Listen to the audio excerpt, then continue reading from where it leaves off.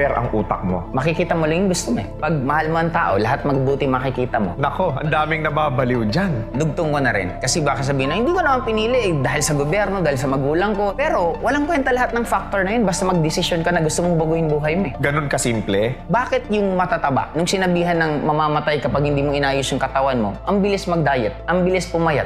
Kasi may taning na eh. Ganun lang din naman kasimple na the moment we make a decision sa life natin na gusto mong baguhin yun, Just made that one big decision. everything will change. Yung friend mo ngayon, pwedeng next year hindi mo na kaibigan. Yung nakahiligan mo ngayon, maybe next year hindi mo na rin gusto. And that's life. The moment we want to change, automatic you need to be ready sa changes na mangyayari sa buong palibot mo. Why is that most of the people takot sa change? Masakit eh. Tapos hindi ka comfortable. Kaya love natin ang comfort zone. Pero kaya kailangan mo siyang i-hack kasi walang nag-grow sa comfort zone. Ako nga tinuturo ko lagi sa mga handle kong tao, you need to face your fear. Kasi the point na ma-train mo ulit ang utak mo, kaya naman palang gawin ko tong dating kinakatakutan ko. Wala nang makapag-stop sa'yo the moment nagkaroon ka ng mga gusto sa buhay kung gusto mo ng pagbabago sa buhay mo.